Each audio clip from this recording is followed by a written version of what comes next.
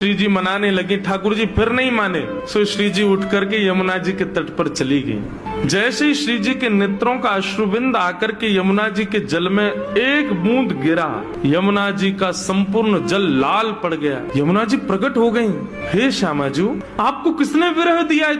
इतनी वेदना आपके हृदय में हो रही है। अभी आपके अश्रुबिंद का ताप इतना था, इतना ताप तो हमारे भैया यमराज नहीं देते किसी को नरक में, जितना ताप में आप हो इस वक्त। आप बताइए तो सही, किसने दिया आपको ये? श्री जी थोड़े भाव में बोली, तुम्हारे श्याम सुंदर मान करके बैठे 3 दिन हो गए, रीझ ही नहीं रहे। यमुना जी बोली, हाँ श्री जी को श्रम करा रहे हैं, रुको मैं बताऊं इन्हें। तो यमुना जी गई महाराज, और ठाकुर जी जैसी पीताम्बरी, ठाकुर जी जैसा श्रृंगार, ठाकुर जी जैसा मुकुट, ठाकुर जी जैसे बिल्कुल कानों में कुंडल, ठाकुर जी जैसे बिल्कुल डिट्टो कड़ूला, ठाकुर जी जैसी वंशी, ठाकुर जी जैसा श्रृंगार।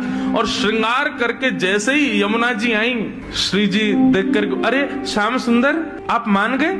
यमुना जी बोली, हम श्याम सुंदर नहीं है, हम यमुना जी हैं। अरे आप तो बिल्कुल श्याम सुंदर जैसी लग रही हो, आपकी महक भी बिल्कुल श्याम सुंदर, बोली भी श्याम सुंदर, चाल ढाल सब श्याम सुंदर। बोले यार, श्याम सुंदर ने अपने रूप पे, अपनी वाणी पे, अपने कटाक्ष नेत्रन से पूरी गोपीन को कष्ट दे रखो, या श्याम सुंदर को यही के रूप से कष्ट दूंगी मैं। आप यहीं बैठी रही हो राधा रानी, मैं अभी जाऊं।